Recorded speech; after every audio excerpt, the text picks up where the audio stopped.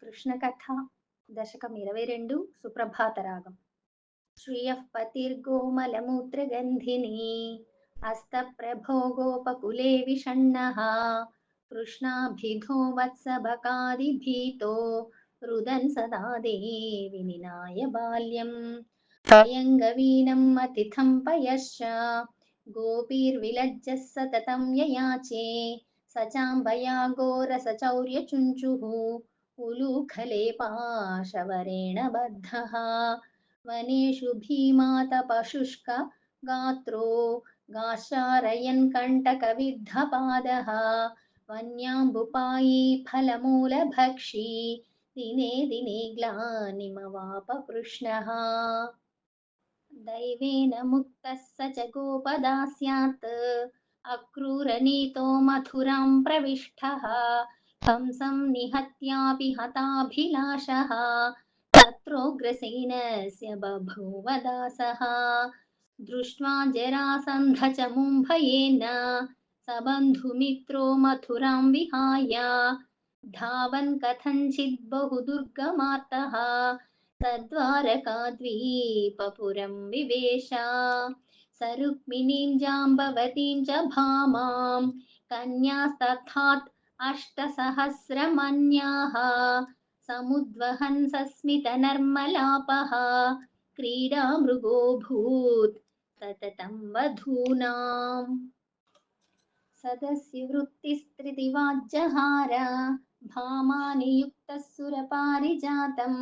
सत्या च तं गोवृषवत्सरोषं बद्ध्वा तरौ दुर्वचसाभ्यषिञ्चत् श्रीनारदायातिथये तया स दत्तोऽथ मुक्तो मुनिना च नीतः ततस्तयास्मै कनकं प्रदाय पुनर्गृहीतस्त्रपयापमौनम् सूती गृहाद् भीष्मगजासुते सा प्रद्युम्न नाम्नीश्वरि शम्बरेण हृते शिशौ निर्मथिताभिमाना उच्चैरुदं स्त्वां शरणं प्रपन्नः पुत्रार्थिनीं जाम्बवतीम् अपुत्रां सतोषयिष्यन् उपमन्युशिष्यः मुण्डी च दण्डी च शिवस्य शैले मन्त्रं जपन् घोरतपश्चकार वरेण भर्गस्य दशात्मजान् स प्रासूत सर्वा दयिताश्च शौरेः तथैव लब्ध्वा स सुतायुतानि सुखं न लेभे निजकर्मदोषात् शापादृशीणां धृतराष्ट्रपत्न्या च अन्योन्यवैरेण कृताः वेषु सर्वे हताहन्तकुलं यदूनां महत्प्रदग्धं वनमग्निनेव व्याधेषु विद्धो मृतिमापकृष्णः उषस्थली चाब्धिजलाप्लुताभूत् हाजह्रिरेदस्युभिरेण सा अष्टावक्रस्य शापेन यदुस्त्रियश्च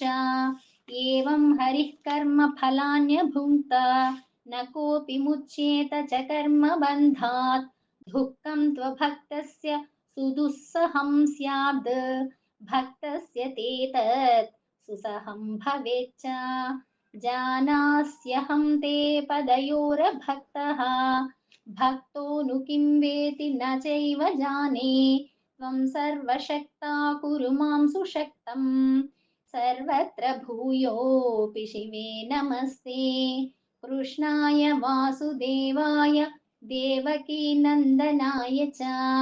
नन्दगोपकुमाराय गोविन्दाय नमो नमः।